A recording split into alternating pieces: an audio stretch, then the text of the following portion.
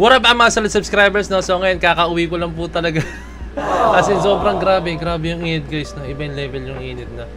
Naka-jacket pa ako. Ngayon no, naka-aircon na ako, malamig na yan hanggang mamaya.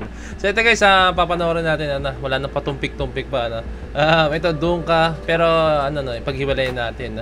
Guys, syempre, in respect po sa ating Mahalima, in respect din po sa mga fans, no? And syempre, sa producers ng SB19, lahat, no? I think gagawa natin ng bukod na video na lang, like, yung mismong music video, may mga flash yung screen, no? Pero may kita nyo, I think may mga cuts akong gagawin dito, and then lalagyan ko siya ng watermark guys, no? Para syempre, alam mo yun, magpumunta tayo dun mismo sa music video para mas dumami po yung mga views pa po nun, no? Okay guys, unahin natin itong Donka, no? Okay, tara, panoorin natin ito, no? Balita ko nga guys, star-studded daw po ito, no? Tara, panoorin na po natin. Let's go!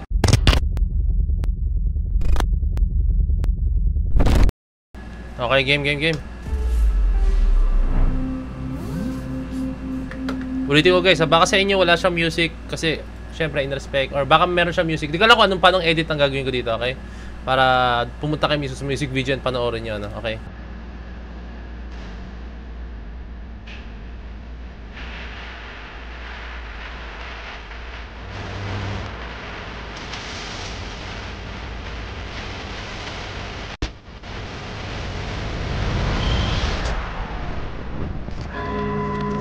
Eh, si Ghost Wrecker! Isang bagsakan na ito guys, ha? Takaw ni Ghost Wrecker.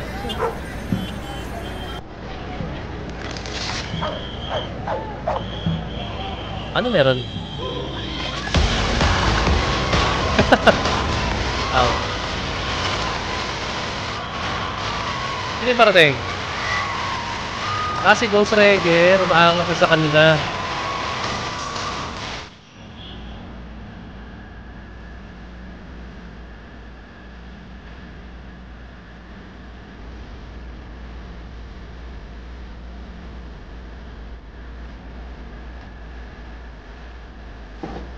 Oh!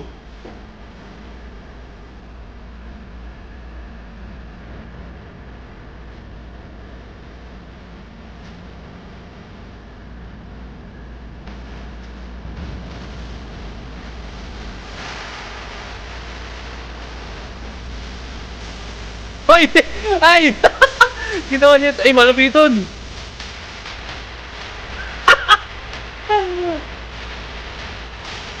Si Yasmin yun, ha?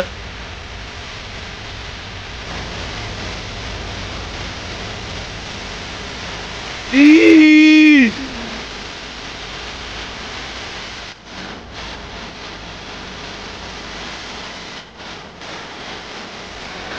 Ay, marathon mo! Ay, Smaglas! NJE! Yun, sa kaliwa!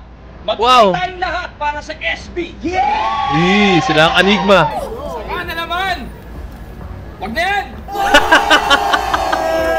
Kaibigan! Pakinggan naman natin ngayon, 1 minuto para sa SB! Let's go!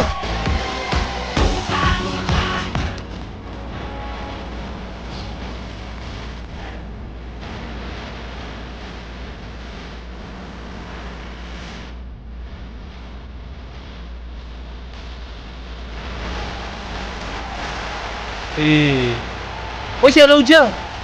Oh!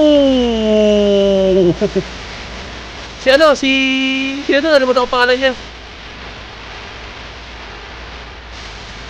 Uy, narinis din!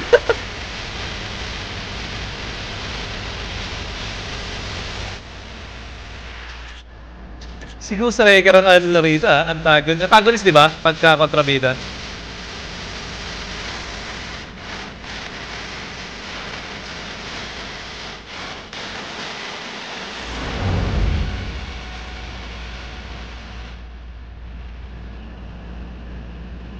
Kung panadondong panadonggoy, kung panadondong panadonggoy, kung panadondong panadonggoy.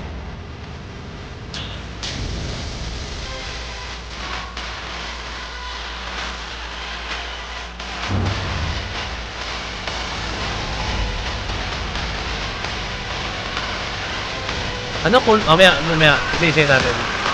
Hoy, si Maymay! Si ano to? Nalimutan ko pangalan niya. Oo nga si Pablo. Said. Hoy, ba't ba? Sino siya? Ako si Stel! Ganda ka sa akin!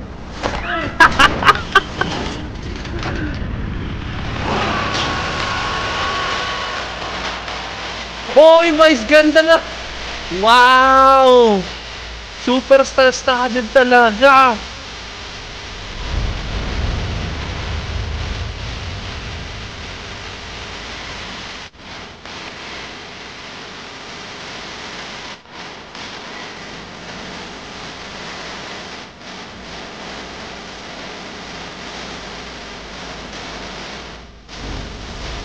What the earth?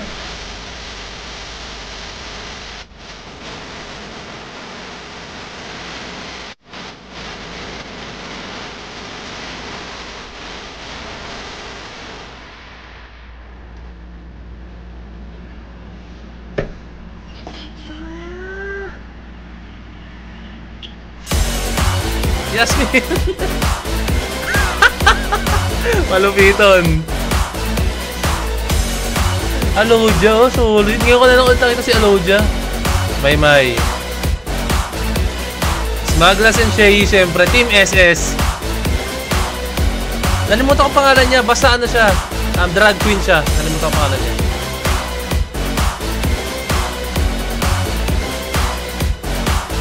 Eto, nalimutan ko rin pangalan niya.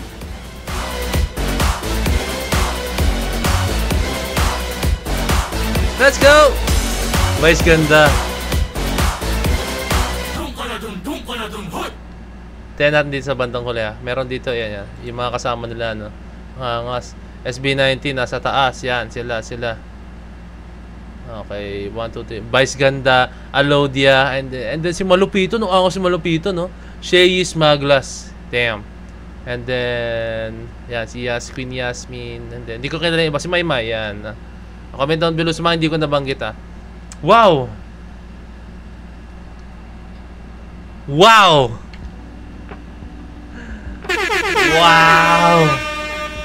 Grabe yung MV na yun, guys! Isa yun sa pinakagusto kong MV ng SB19 dahil isa doon, guys, is this time, guys, pinakita nila yung ano nila eh. I think itong kantang to, double meaning naman to, guys. Napakadaming pwedeng patunguhan nitong kantang to, no? Pwede sa mga bashers, pwede sa mga doubters, no? Like, merong part doon ng kanta, hindi ko lang matandaan. Basta yung pinaka-thought is, merong gustong manghimasok sa kanila, pero hindi kayo makapanghimasok kasi parang malakas sila, hindi nyo kami kaya, no? Like, kahit anong giba ang gawin nyo, panggigiba ang gawin nyo, hindi nyo kayo magigiba dahil malakas kami ang SB19, no, di ba? Parang ganun, guys, eh. Ganun yung pinaka-thought niya, guys, eh, no? And at the same time, pwede rin yung sa storya ni Ghost Wrecker, no? Sa mismo MV, no? Kumakatok nga daw. Kung ba yun, meron pa yung kumakatok daw sa pintuan nila, no? Para, alam mo yun, pwedeng backstabin sila or what, no? Kung baga kakaibiganin ka, pero bandang huli is mabackstabin ka, no? Napakarami kong mga bagay na nagustuhan sa music video dito na to, guys, no? Isa dito is pinakita nila yung ano, no, yung parang hindi naman totally yung pinakakultura ng Pinoy, no, pero yung ganito yung kultura ng Pinoy po talaga, no, pinagpakita sila. If I'm correct, guys, meron silang pinakitang jeepney doon, and then pinakita nila, may jeepney nga, and then yung kalsada, tapos yung mga basketball court na mismong nasa kalsada lang po, no. Nakakatawa, guys, talaga kay Queen Yasmin, nakaganon eh. Kinukita nila yung trademark na gano'n ni Queen Yasmin, eh. Ang kulit lang eh, no? Okay. Tapos pinakita rin nila, yun, no, yung isa rin sa tumatak, yung flip top po talaga. Yung battle rap sa Pinas, no? Which is, ang pinaka nagsimula is yung flip top battling, no? And ayun, no, pinakita nila yung kultura din na yun, no? And then may nakita akong mga drums dito, no? Parang, ayun yung ano, yung tag dito, ati-atihan or pwedeng marching band or hindi na alam, no? Kung anong tawag dyan. Basta, parang ati-atihan style yata siya, no? And then nag-basketball sila. And yan, si Ghost Wrecker, no? Kulit lang. Ang galing ng pagkakagawa nila ng music video. Talagang ito yung music video na masarap ulit-ulitin, guys, na i-replay mo kasi alam mo sa sarili mo meron ka mga na-miss na parts. Alam mo sa sarili mo na parang gusto ko siyang panoorin kasi bihira lang gumawa ng ganto gantong klaseng MV ang SB19, no? Correct me if I'm wrong, kung may ginawa na silang gantong type ng music video before, no? Pero parang ngayon pa lang yata, no? And napaka-time nilang guys, no? Kasi yung panahon ngayon guys, ang dami mga doubters, ang dami mga ano, na kung ano-ano, like sinasabi nila. Eto guys, sasabihin ko sa inyo, may mga, alam ko naman aware din kayo, no? Aware din kayo. May mga nagsasabi na ang SB19 umaasa lang daw sa mga international fans, and then gusto nila yung mga MV nila is mga ganito, gusto nila makatake nila ganito, like ayaw nilang atakihin yung from the word itself, yung pangmasa daw. And eto na, sampal sa mukha nyo. Sampal sa mukha nyo, no? Pinakita ng SB19, pangmasa. Okay, sige, bibigyan namin kayo ng pangmasa. And eto guys, pinakita nila guys yung kung ano yung kakayahan ng SB19. So ito yung kapasidad ng SB19 pag gagawa sila ng isang malupitang music video po talaga, no? And at the same time po guys, ito yung mga gustong-gusto ko po talaga, no? Actually, hindi lang ako, as in lahat tayo, no? Ito yung gusto natin na makita sa kanila na ganitong klaseng bagsakan po talaga, no? Galing. And pinakita rin nila rito guys, yung yung connections nila sa mga tao, no? Like itong mga taong to, mga nakikilala nila to, no? Like nakausap nila, no? Like si Vice Ganda, kitang-kita naman yan guys. Si Vice Ganda, nakakausap nila yan dahil alam niya isang excuse me. Isang sabi lang nila, magigest na sila sa Showtime. Si Ghost Wrecker, nag-guest niya si Josh yata. And then sino ba? Ito, ini-scroll ko, no? Si Queen Yasmin, matik yan. I think, goods din yan, no? And, connections din nila yan. And then, ito, scroll ko, guys, no? Ayan, Queen Yasmin. Si Malupiton, no? Matik yan, kasi isa sa nag-trend dyan si Malupiton. Ngayon talaga, kasi, no? Sobrang putok si Malupiton ngayon, no? And then, ano pa ba? Yan, si Smaglas and Shay, no? Talagang ano yan, guys, gamer kasi si Shay, no? So, I'm pretty sure guys, ano yan, talagang influence din ni Josh yan, no? Okay, and then si Smaglas, alam na, sa Batang Quiapo, solid yan. And then, isa yan sa mga solid na Makata rin sa Pinas guys, ha? Okay, and then Ghost Wrecker, okay. And then, may mga Alodia, no? Si Alodia, no? So, si Josh ang kasama niya rito, no? A fellow gamer din po guys. Okay, and then si Vice Ganda, okay. Meron ako nakita dalawang babae, comment down below guys kung sino sila, no. Hindi ako familiar sa kanila. And then nakita rin natin dito guys yung Mother Nistel na, di ba? Nakaka-touch naman, no? Sinama nila yung Mother Nistel. Okay, si Maymay Entrada, okay. Matik yan. And then yung isang sinasabi ko sa inyo na try dito. So dulo ng dila ako eh. Na drag queen yan, okay. And then yung sumingit kay Stel, sino yun? Hindi ko siya kilala. And then Vice Ganda, yan, okay, Vice Ganda na ako. Scroll ko lang. Okay. So ayan, yun na siya guys.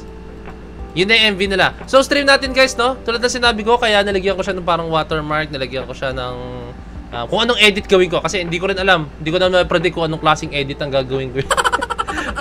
Para syempre mahikayat ko rin kayong pumunta ron sa mismong music video, no?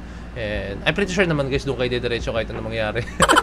Pero syempre, no, tulong na rin siya kahit paano, kahit in a small way ko, di ba? Makatulong tayo sa SB19, di ba? Kahit alam kung wala pa ako sa kalingkingan ng SB19, no? Pero syempre, makatulong in that way man lang makatulong tayo sa kanila, no? Na mapalaganap natin na 1 million views within 24 hours. Naku, sisiw yan, 24 hours na yan. Maniwala ka sa akin. Kung ganito klaseng quality ng music video, no? Hindi imposible yan. Believe me, hindi imposible yung ganong klaseng amount ng views sa ganyang klaseng music video. Believe me, hindi imposible yan, no? Okay? Hindi makano. So guys, papanoorin ko sunod na, pero next video na lang yun, no? Yung time naman, no? Yun, actually, yun talaga inaabangan ko. Nagulat ako bakit bigla sila naglabas ng Dungka. Nandun ako sa office. Ano to?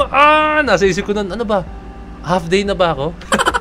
Gusto ko na mag-half day doon para panood yung Kasi pwede ko siyang panoorin sa cellphone. Pero alam niyo naman ako guys, hindi ako nanood ng isang music video na napanood ko na, Lahat ng reaction video ko is raw. Lahat po yan, hindi ko dinadaya po yan. Pati nga yung yung audio nung time, hindi ko po pinapakinggan, no? Ngayon ko pa lang papakinggan yun mamaya pag napanood ko na, no? So I think yun na, punta na tayo doon. Punta lang kayo sa next video ko, no? I-release ko rin yun ngayong araw, no? So yun lang. solid na ito music video. So this is Point of View signing out. Peace. Let's see.